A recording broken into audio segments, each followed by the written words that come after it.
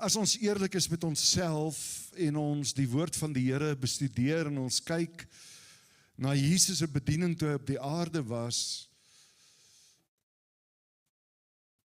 'n paar redes vir die feit dat hulle hom gekruisig het, die groot 3. Hy het hom gemeng met die vrate, die wynsuipers en die sondaars. Hy het 'n laagklas Hebreeus gepraat, wat eintlik soos van Agalo was, dit was eintlik 'n handelstaal, naamlik Aramees. En hy het die wet gebreek, hy het op die Sabbat goed gedoen, wat hy nie moes doen nie. En as jy vandag nog vir 'n ortodokse Jood vra, hoekom kan Jesus nie jou Messias wees nie, is dit die primêre antwoorde. Dit het glad nie verander nie. Maar kan jy jouself indink vir 'n oomblik, hier verskyn 'n man op die toneel, 30 jaar oud, want volgens die Joodse oorlewering, volgens hulle tradisie, mag jy nie 'n publieke leraar wees as jy nie 30 jaar oud is nie. En dit is dieselfde een wat hulle in verbasing en in verwondering gehad het toe hy 12 jaar oud was. Nou kan jy dink, as 'n 12-jarige seun in die tempel leer, en dit gryp die fariseërs en die skrifgeleerdes so aan, dat hulle monde oophang, en arme Josef en Maria, na 'n paar dae se stap agterkom, Jesus is nie deel van hulle reisgeselskap nie, teruggaan, hom in die tempel kry, en dan vind hulle hierdie seentjie onder die rabbies, en hulle monde hang oop.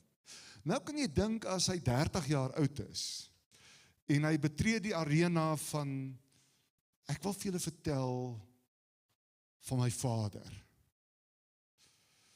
Hulle moes aan sy lippe gehang het, maar die ironie is, hulle het nie. Daar was 'n handjie vol. Daar was soms baie, veral as dit gratis brood is. Laat my dink aan toe ek 'n tienerseun was, my pa in die bediening was in 'n gemeente wat nie ver van 'n staatsnedersetting af was nie. Julle weet mos wat is 'n staatsnedersetting. Dit is waar al die afvlerkmensies gaan bly het. En die staat het vir hulle gesorg. Daar was 'n paar sulke plekke, Kakamas was een.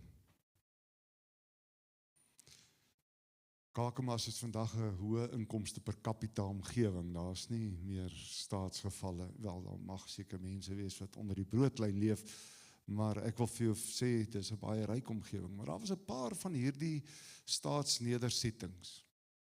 Die oomie het onder die trein aan die slaap geraak, en die volgende oomblik wakker geword sonder bene, kan nie meer werk nie, staat sorg vir jou. Oomie het die Kosie, jy moet nou help haar by die stoomlokomotiewe, want ek dink 'n paar ouens het hulle oë en hulle tande daar ook verloor met goed hulle verkeerd gedoen. Net die ouens wat geslaap het onder die trein en nie, maar daar was iets van elke soort gewees. En dan onthou ek, as daar 'n ete by die kerk was, dan het die gemeentebusie 3 keer geloop.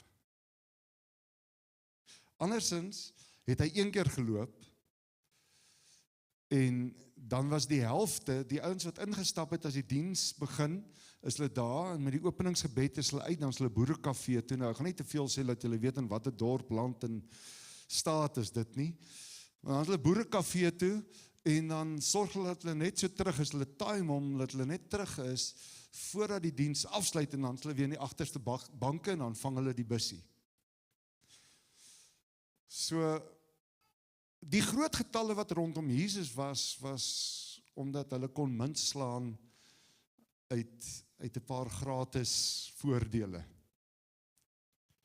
Maar Jesus was in sy diepste mens 'n steen des aanstoots. En jy kan nou vir my sê, jy kan nie so van Jesus praat nie, maar ek wil vir jou sê, Jesus was in sy tyd 'n steen des aanstoots. Weet julle waar kom hierdie Afrikaanse uitdrukking vandaan? Van die gedeelte waar Paulus skryf omtrent die steen wat deur die bouers verwerp is. Wat 'n steen was wat hulle verag het.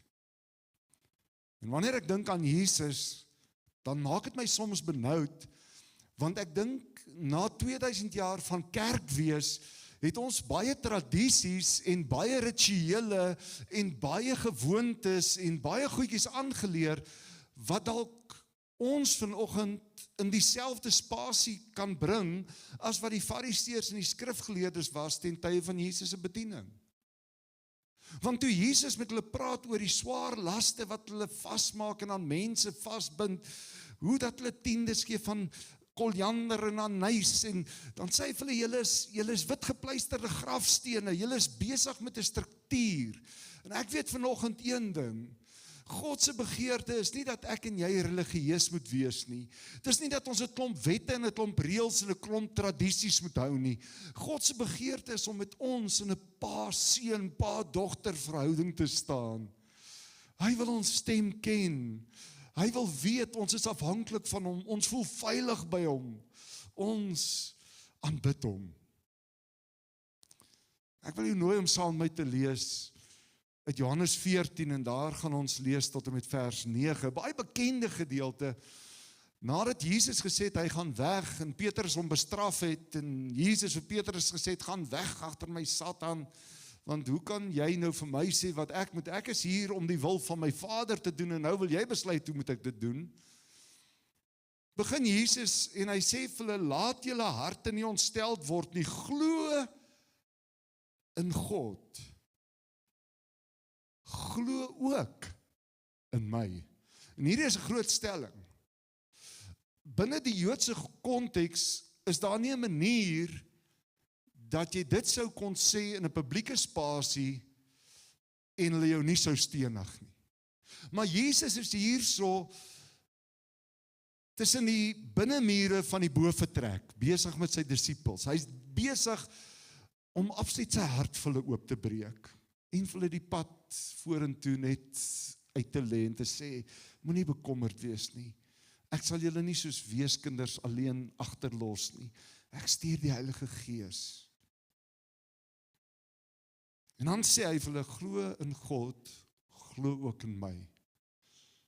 In Deuteronomium 6, as ek dit reg het, sê die Here vir Israel, hoor, o Israel, die Here julle God is 'n enige God. So hoe gebeur dit nou dat hier 'n man is wat sê, glo in God, maar op gelyke vlak glo ook in my? En ek weet, julle sit vanoggend hier omdat julle glo dat Jesus die Seun van God is. Julle glo, luister, dis nie 'n klein belydenis nie, dis 'n groot belydenis.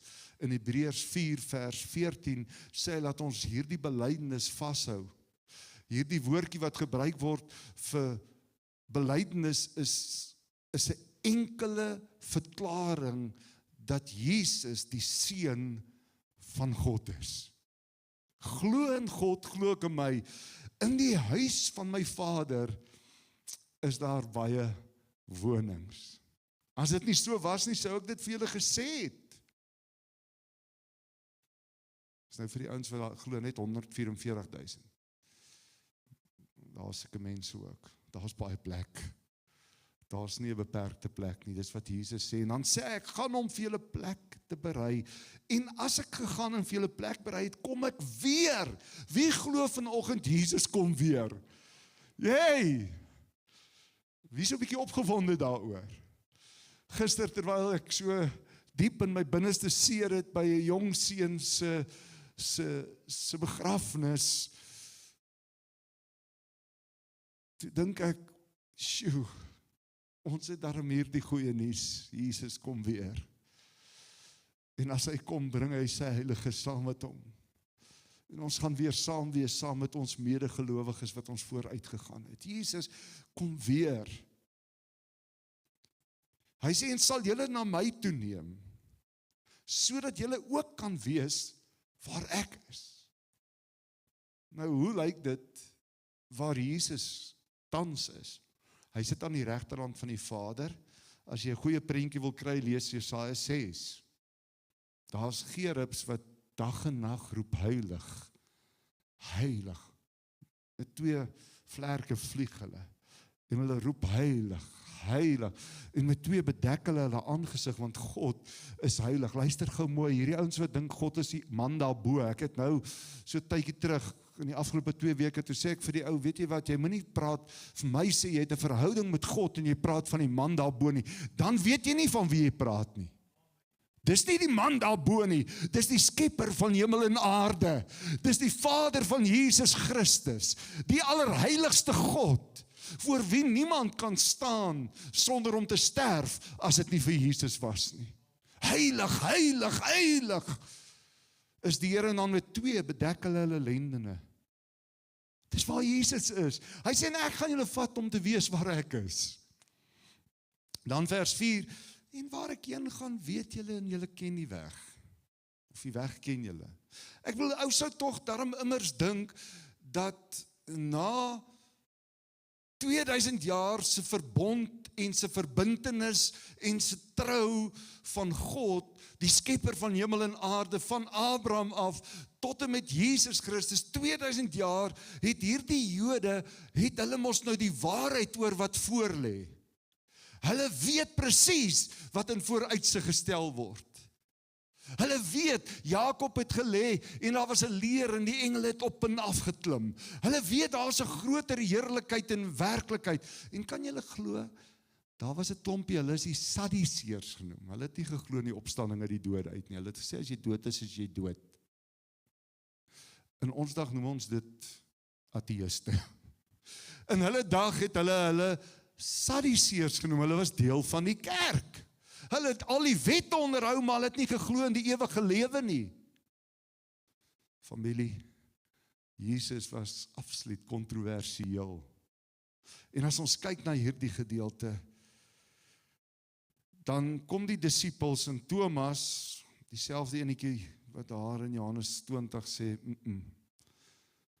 hierdie gaan ek nie glo nie. Thomas is op die voorgrond, hy sê vir hom, Here, ons weet nie waar u gaan nie, en hoe kan ons die weg ken?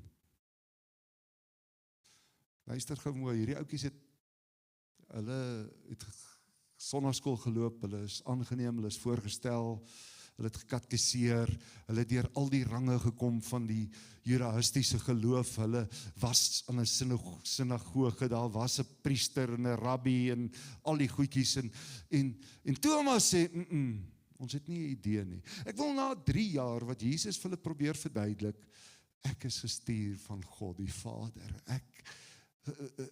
ek is die seun van God, verstaan hulle niks. En dan sê Jesus in vers 6, ek is die weg, die waarheid en die lewe. Niemand kom na die Vader, luister gou, dis Vadersdag. Ek het slegte nuus vir sommige mense. Jy kan nie in verhouding met God staan, omdat jy 'n pel van die predikant is nie.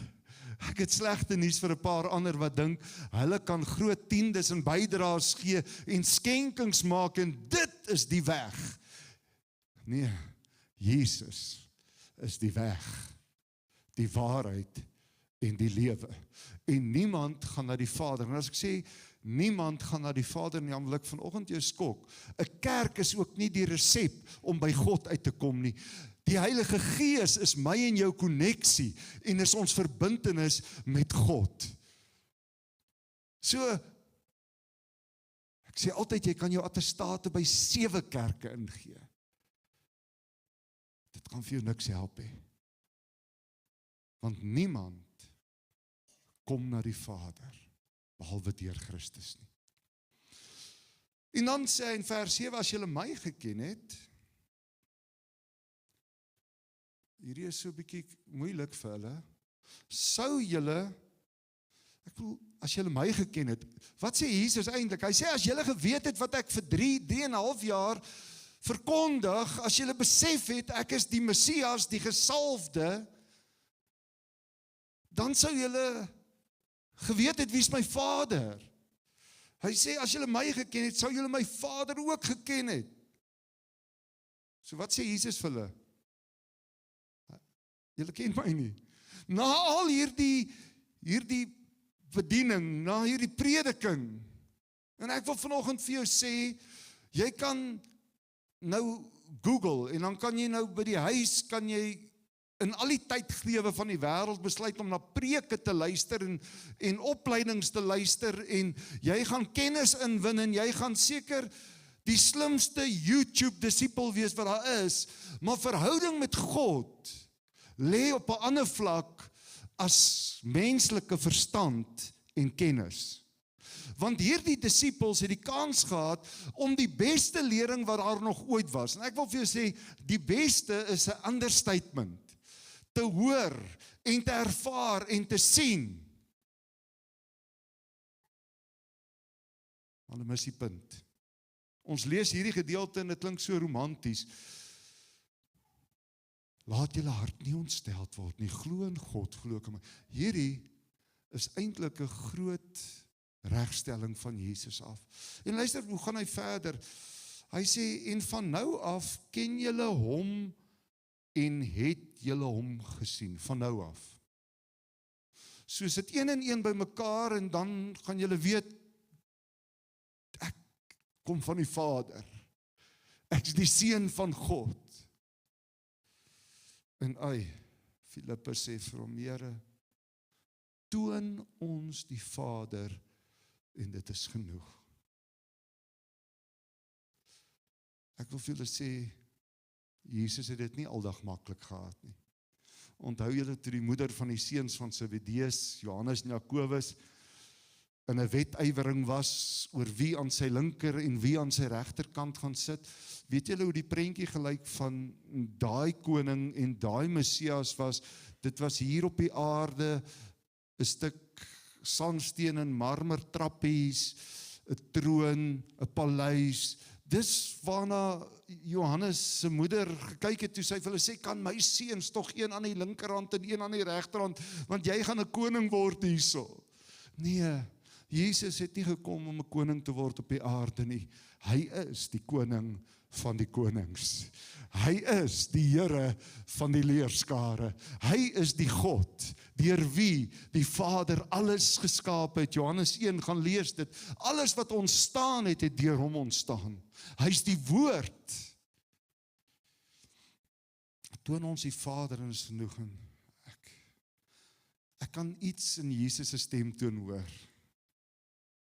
So half seker, ek dink 'n moedeloosheid.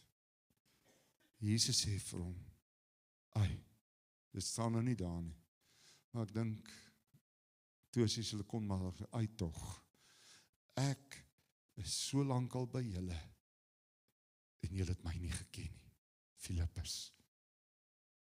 Hoe sê jy, toon my die Vader? Hy wat my gesien het, het die Vader gesê, en hoe sê jy, toon ons die Vader? Hoe? Verstaan jy nie?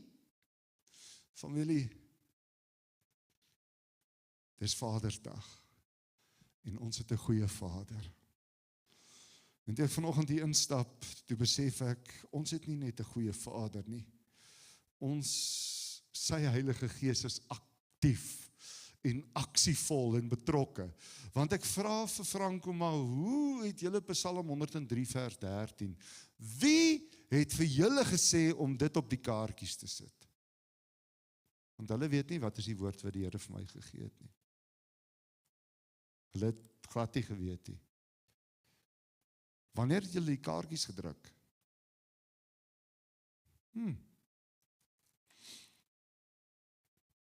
Net so 'n paar interessante feite en dan gaan ek afsluit. In die Ou Testament word die woord Vader net om en by 15 keer gebruik, 10 tot 15 keer. Jy kan dit gaan opsoek. En dit word op uitsondering vir God gebruik as een wat betrokke is in 'n vaderlike hoedanigheid. Dit is meer dat hy die outeur is van lewe, die skepper is van hemel en aarde. Dis meer op 'n ander vlak sy verbintenis aan die kollektiewe Israel, die groep, die volk. Dis op 'n ander vlak. Daar word nooit na hom verwys, of bykans nooit na hom verwys as Vader in die Ou Testament nie. En daar is nooit gebid in die Hebreëse tradisie en is God aangespreek as Vader nie. Nooit. Dis nie deel van die judaïstiese gewoonte om vir God Vader te sê nie. Die interessante feit is dat in die Nuwe Testament, in kontras met die Ou Testament, word daar om en by 10 keer meer, 150 keer na God verwys as Vader. En van dit is Jesus in Johannes. Johannes is die houer van hierdie bekendstelling van God as ons Vader. Ja, dit kom in al die ander plekke voor. Matteus 6, onse Vader wat in die hemel is, laat u naam geheilig word. Dit kom op vele plekke. Dit kom in Matteus 23 voor, waar Jesus sê, julle noem niemand Vader nie, een is julle Vader, hy wat in die hemel is. Het kom op heel wat plekke voor, maar Johannes, die evangelie van Johannes, is absoluut die houer van hierdie bekendstelling van God as my en jou Vader. En dan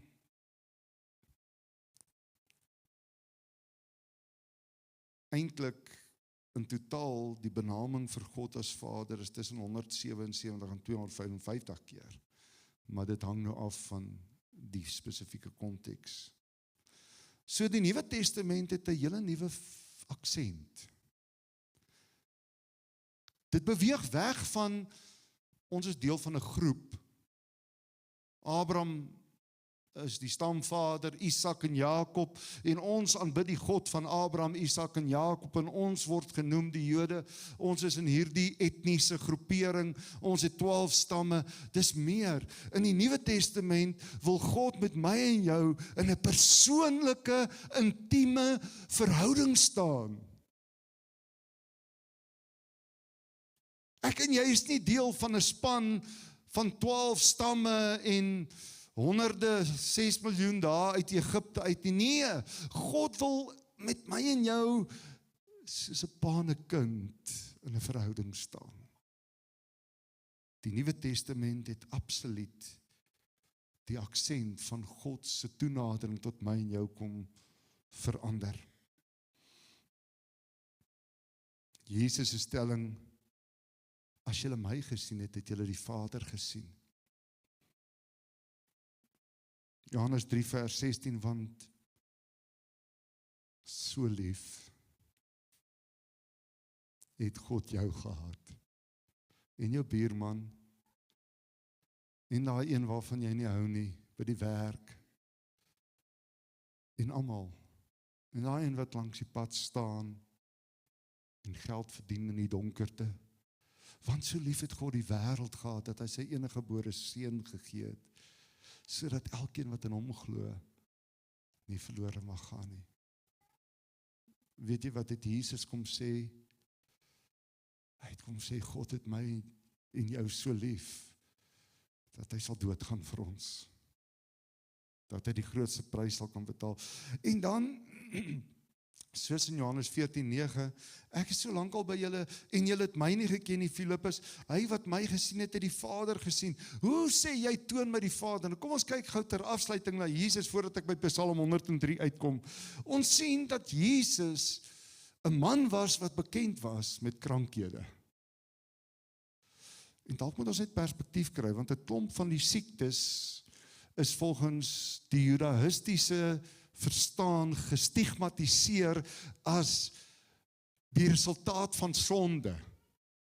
Johannes 9, die man wat blind gebore was, 'n logiese vraag binne hulle godsdienst is, wie het gesondig, hy of sy ouers? Want jy is blind, want jy het gesondig. Die melaatses, sonde.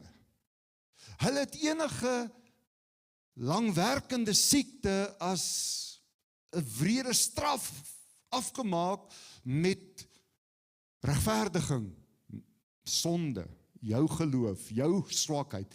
Ek wil vanoggend sê, dank die Here, ons God is 'n goeie God, want as ons vir elke sondetjie wat ons moet pleeg, 'n siekte moet kry, dan sê ek vir jou, gaan ons almal in die hospitaal wees, en dan gaan die mense buite rondloop nie.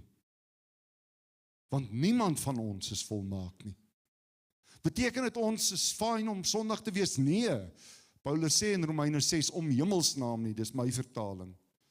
Hy sê, nee, stellig nie.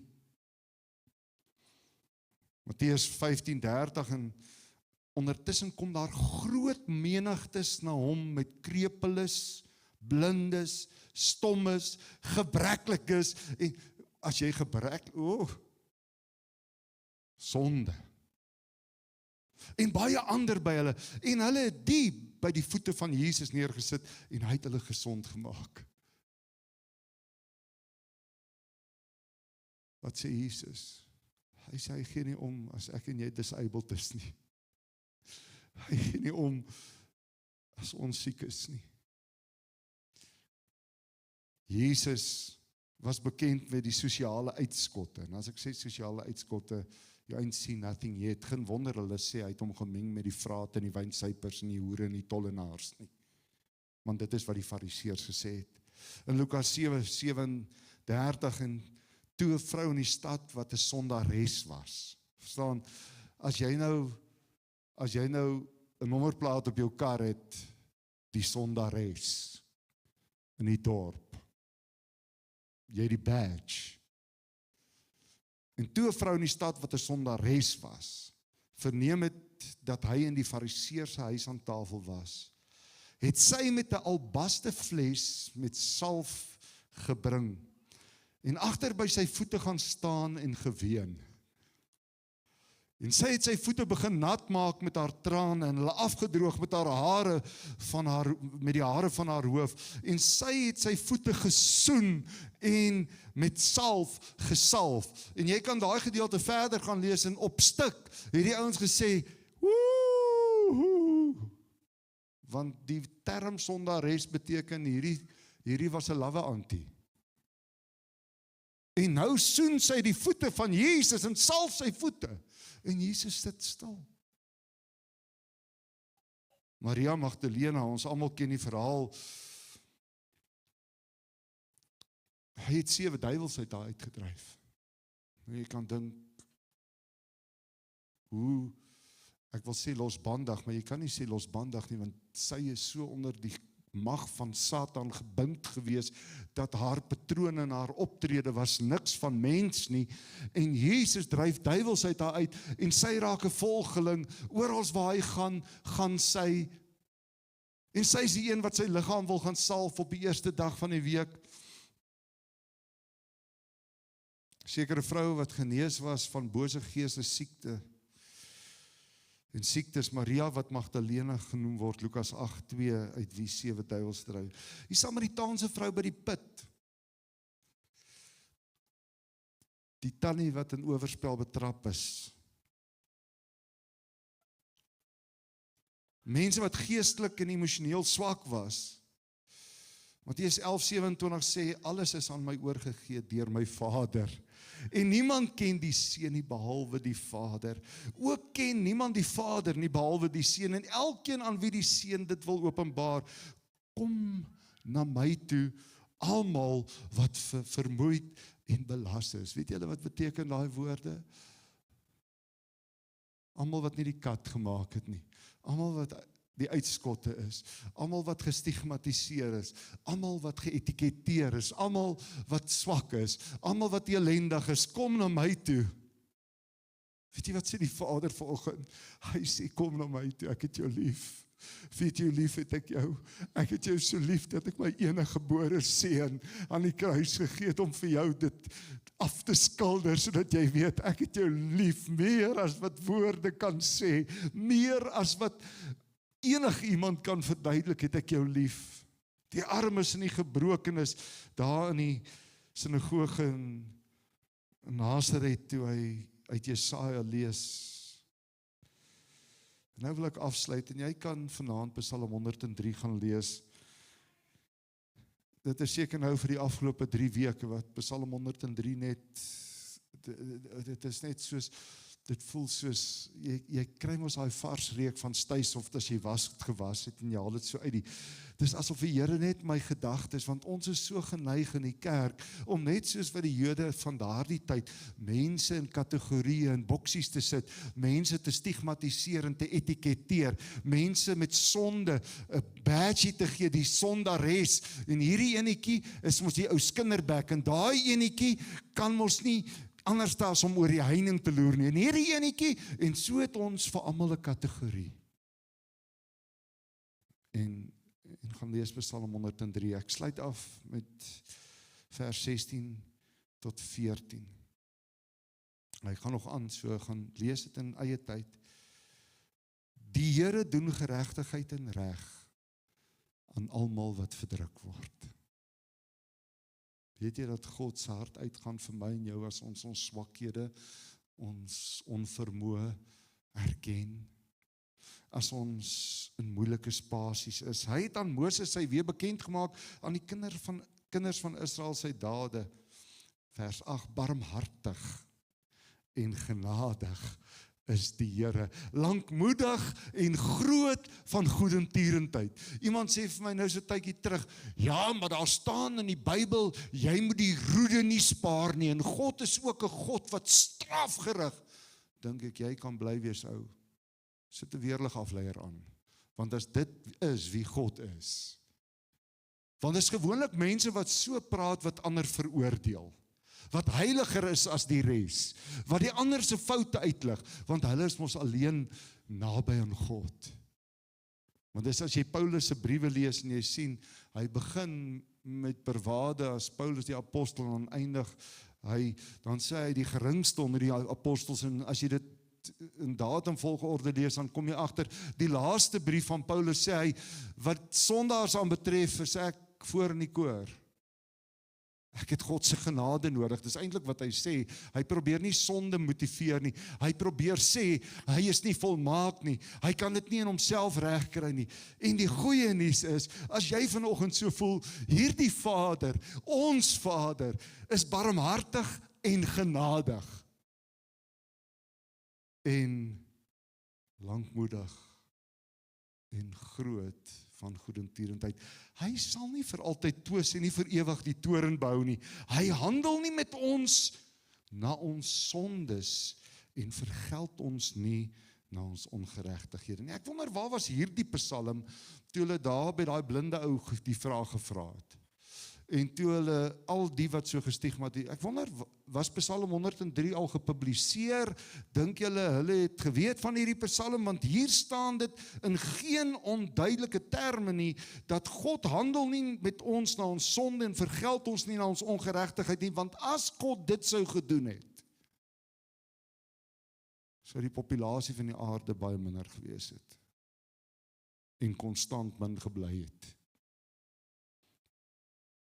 Vers 11, want so hoog as wat die hemel is bo die aarde, so geweldig is sy goedertierendheid oor die wat hom vrees.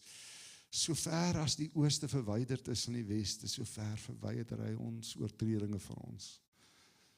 Iemand het eendag gesê, jy kan ons noord en suid gaan, as 'n noord en 'n pool en 'n suidpool, so daar is punte, maar oos en wes, waar eindig wes en waar eindig oos? Nou, ek wil nou nie in 'n debat van ronde aarde en plat aardes betrokke raak nie, want daar is so mense wat nou baie opgevang is met dit ook, maar so ver soos die ooste van die weste, dalk moet jy vir ChatGPT gaan vra, hoe ver is dit, want ek dink nie daar is 'n aanduiding nie. En luister dan vers 13, soos 'n vader, dis een van die enkele min plekke waar dan na God verwys word as 'n vader, in die konteks van 'n vader in die Ou Testament, soos 'n vader hom ontferm oor die kinders. So ontferm die Here hom oor die wat hom vrees. En dan vers 14, want hy weet watter maaksel ons is, gedagtig dat ons stof is. Familie, wow. Weet julle wat? Dawid kon met God in eerlikheid praat. Hy kon in 'n intieme, opregte verhouding met God staan. van Dawid het nie sy swakhede ontken nie. Hy bid in Psalm 19, Here, as daar onbewustelike sondes is, vergewe my asseblief. Here, help my dat die moetswillige sondes, hoe klink 'n moetswillige sonde vir jou?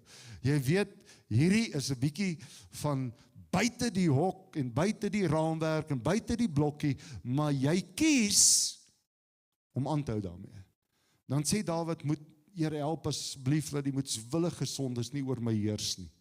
Here, help my. Op 'n paar plekke roep hy God om vergifnis vir sy sonde wat hy gepleeg het. Dawid sê nêrens, ek is volmaak nie. Inteendeel. Sy lewe getuig van 'n gewone mens met baie swakhede. Ja, as 'n jong herder daar wat die reus, toe was hy nog vol vurig en adolessensie was so in die helfte en toe die storm en drangjare omvat, toe sit Batsheba en hy tot Goliat se vrou vir hom gevat daar in Siklag iewerste. Nee, kyk, hy het 'n swak plekkie gehad. Dawid was nie volmaak nie. Buiten die feit dat hy Uria vermoor het, eers probeer dronk maak het. Maar Dawid sê in Psalm 103, vers 13, soos 'n vader hom ontferm oor die kinders, so ontferm die Here hom oor die wat hom vrees. Wat beteken dit? Ek en jy moet besef, God is nie gemaklik met sonde nie. God haat sonde. God ken die volle omvang van sonde. God weet hoeveel pyn, hoeveel smart, hoeveel mense vermink is as gevolg van sonde. God weet wat is die statistiek van elke verkrachting, van elke pedofiel, van elke wan uitleef van menslike drang. God ken dit alles.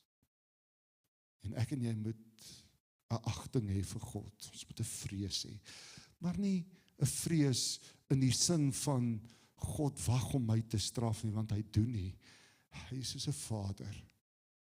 En hy wil hê ek en jy moet sy hart klop naby aan ons voel. En hy wil hê ons moet weet hy is lief vir ons. Hy wil hê ons moet weet hy daag op in ons swakheid, soos in Eden, soos met Kain en Abel. God daag op in ons swakhede. Het jy dit geweet?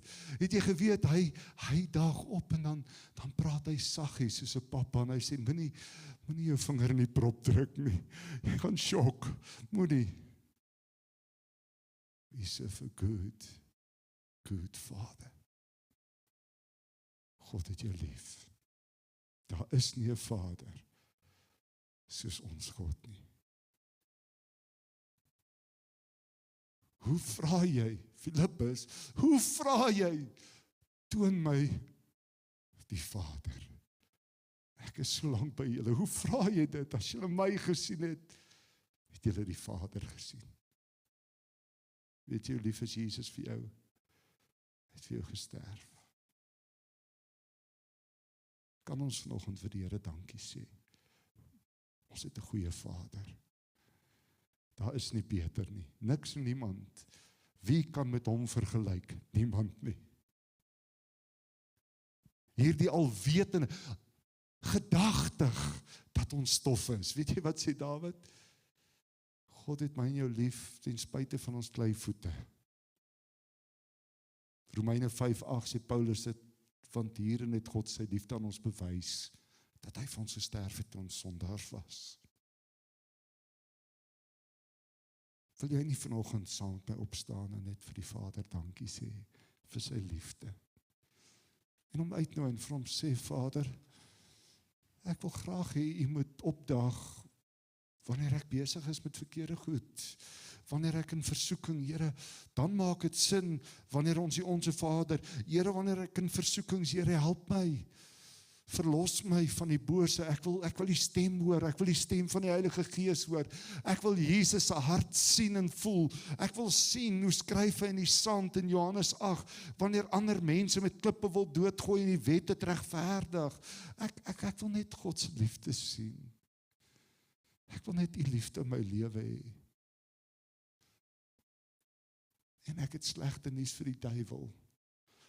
Daar's nie 'n sonde te groot wat God nie kan vergewe nie. Luister gou vanoggend. Daar's nie 'n sonde te groot wat God nie kan vergewe nie. As jy berou het en jy vrees God en jy praat met God en jy sê vir hom, vergewe my, help my, daag hy op. Kom ons bid saam. Vader, wat 'n wonderlike boodskap is die boodskap van Jesus. Here, ek het dit maar net gelees vanoggend. Ek het nie 'n boodskap nie, maar dis wat Jesus gesê het. Hy is die weg, hy is die waarheid, hy is die lewe. Hy is ons toegangsroete tot die Vader. Sy liggaam is geskeur en in gelyke maat, parallel daaraan, toe sy liggaam skeur, wat soos die Hebreërsbrief sê, die pad oopgemaak het na die Vader toe, na die allerheiligste teenwoordigheid van die Vader. Toe gebeur dit simbolies in die tempel, en die voorhangsel skeur van bo na onder, want U sê, kom na my toe, almal wat vermoeid en belas is.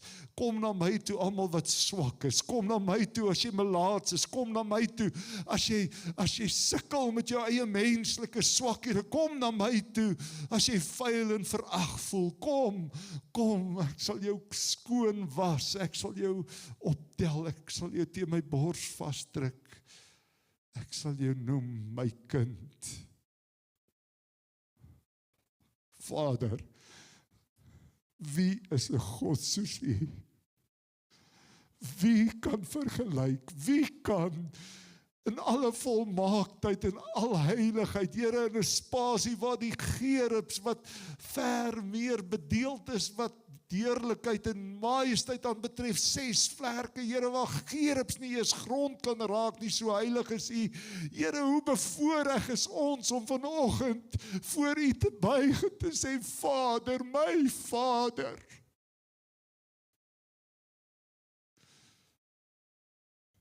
Here, ek dink nie ons besef hoe groot dit is nie.